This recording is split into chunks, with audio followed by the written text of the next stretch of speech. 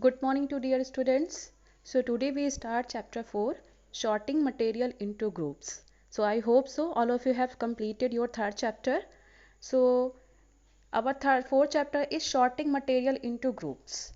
So in this chapter we study about different types of material. So how we separate and how is using different types of method for the separations of material. So that object is showing in the pictures: desk, chair, book, notebook, pencil case, backpack, scissor, compass, pen, clips, pencil, etc. All these objects are look around us. These are common objects. So when we look around, we find ourselves surrounded by a number of objects. Some of these different objects are made from a numbers of different materials. अपने आसपास हम different type के objects को देखते हैं and these objects are made of different materials. कुछ object plastics के बने होते हैं, कुछ स्टील के बने होते हैं, कुछ आयरन के बने होते हैं, कुछ वुड के बने होते हैं. तो डिफरेंट डिफरेंट ऑब्जेक्ट से बनते हैं. While other are made using the same material. For example, both desk and chair are made from wood, while pen and dustbin are made from plastic. The material from which an object is made depend on its property. For example, both desk and chair both are made from wood. ये wood के बने होते हैं. While pen and dustbin are made using plastic. Pen और dustbin में बनाने के लिए हम प्लास्टिक का यूज़ करते हैं. The material from which an object is made depend on its property. Material किस ऑब्जेक्ट का बना है, किस ऑब्जेक्ट से बना है, वुड से बना है, आयरन से बना है, प्लास्टिक से बना है या स्टील से बना है. तो जिस ऑब्जेक्ट से बनता है, जिस मटेरियल से बनता है, उसकी प्रॉपर्टी उसी पर डिपेंड करती है. अगर वो वुड से बनता है तो वुड की प्रॉपर्टी शो करेगा, आयरन से बनता है तो आयरन की प्रॉपर्टी शो करेगा, प्लास्टिक से बनता है तो प्लास्टिक की प्रॉपर्टी शो करेगा. तो इन शॉर्ट डिफरेंट टाइप के ऑब्जेक्ट हमारे आसपास पाए जाते हैं जो अलग अलग तरह के मटेरियल से बने होते हैं. ठीक है. So firstly is the topics of properties of material. So properties of material में हम डिफरेंट पॉइंट्स पढ़ेंगे. First is appearance. अपीयरेंस मतलब वो दिखता कैसा है, उसका लुक कैसा होता है. Material can be classify on the basis of how they look और अपेयर टू बी. किसी भी मटेरियल को हम क्लासीफाई कैसे कर सकते हैं? On the basis of how they look, वो कैसे दिख रहा है, उसका अपियरेंस कैसा है. सब material have lustre. Lustre means होता है ब्राइटनेस, चमक, and which is very gentle shine और सॉफ्ट ग्लो ऑफ दैम. और कुछ ऐसे होते हैं जिनकी बहुत ही वेरी जेंटल शाइन होती है, सॉफ्ट ग्लो, हल्की सी चमक होती है. While other are plain and dull looking. और कुछ ऑब्जेक्ट्स ऐसे होते हैं जो प्लेन होते हैं, डल लुकिंग होती है, देखने में अच्छे नहीं होते हैं.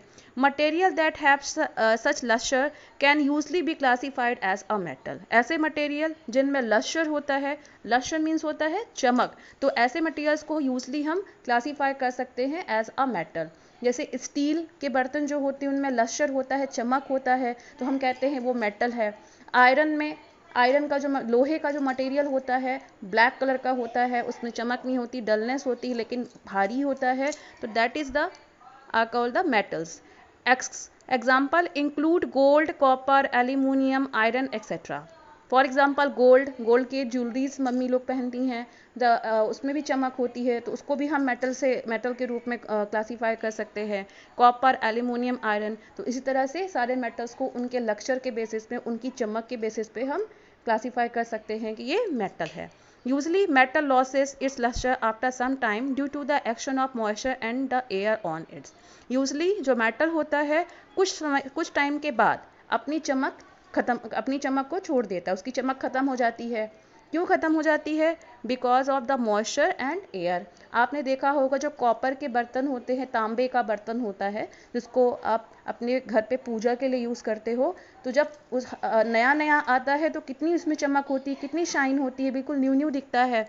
बट जब उसको हम यूज़ करने लगते हैं कुछ टाइम के बाद क्या होता है, उसकी जो शाइनिंग होती है वो डल हो जाती है और वो धीरे धीरे डलनेस होने, उसकी चमक खत्म हो जाती है because of the moisture and air. Therefore, only freshly cut metals appear to have a luster on them. Means कहने का जो फ्रेश यानी कि जो ऐसे मेटल जिनको हम तुरंत कट करते हैं उनमें लस्टर ज़्यादा होता है, चमक ज़्यादा होती है, लाइक अ गोल्ड. सेकेंड आपका है प्रॉपर्टी हार्डनेस. तो material can also be classify on the basis of hardness. Hardness मतलब वो कितना सॉलिड है, वो कितना हार्ड है, कितना ठोस है, तो इसके बेसिस पे भी हम मेटल्स को क्लासीफाई करते हैं मटेरियल को। Material that can be easily compressed और stretch are soft, called soft. ऐसे मटेरियल जिसको हम ईजिली कंप्रेस कर सकते हैं, कंप्रेस मतलब उसको दबा सकते हैं, है ना, या फिर उसको स्ट्रेच कर सकते हैं, खींच सकते हैं, तो ऐसे मटेरियल को हम सॉफ्ट बोलते हैं। Material that can not be stretch and are difficult to compress are termed as hard. ऐसे मटेरियल जिसको हम स्ट्रेच नहीं कर सकते हैं, खींच नहीं सकते हैं, उनको दबा नहीं सकते हैं, ठीक है, तो उसको हम हार्ड कहेंगे। So here is the definition of soft and hard. Material that can B easily compressed or stretched are called the soft, and material that cannot be stretched and are difficult to compress are called as hard. And our third point is soluble or insoluble. So material that can be dissolved in water upon stirring are said to be soluble material. ऐसे material जो easily water में dissolve हो जाते हैं, water में घुल जाते हैं, that's are called the soluble material. Just like a water and sugar, water and salt. पानी में आप नमक को आप डिजॉल्व कर सकते हो, ईजिली वो उसमें मिक्स हो जाता है। आपका शुगर भी ईजिली मिक्स हो जाता है वाटर पे। For example sugar and salt can be dissolve in water. Next, material that cannot be dissolved in water, no matter how much we stir them, are said to be insoluble material. Like a stone.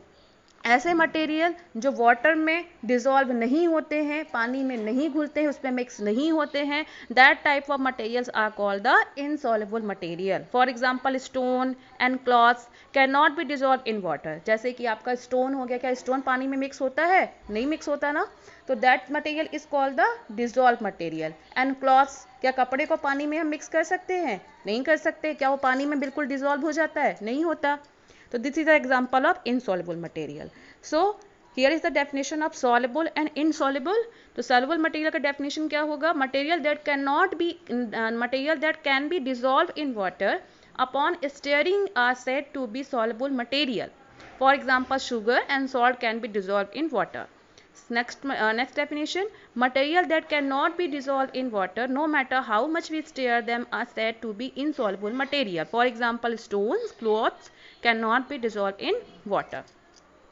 Now just solid material, even liquid have the property of being soluble or insoluble.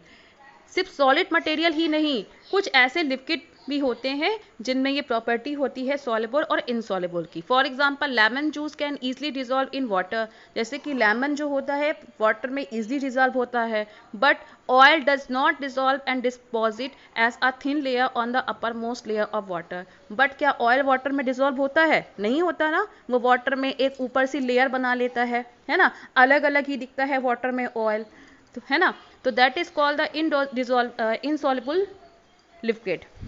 तो soluble and insoluble का आपका यहाँ पर एक picture दिया हुआ है। तो insoluble the substance will dissolve in a liquid, यानी कि ऐसे सब्सटेंस जो लिक्विड में यानी कि वाटर में किसी भी तरह के लिक्विड में ईजिली डिजॉल्व हो जाते हैं, वो सॉल्युबल मटेरियल होता है। और इनसॉल्युबल मटेरियल वो होता है जिसमें जो किसी भी तरह से मिक्स नहीं होता है, तो इनसॉल्युबल मटेरियल।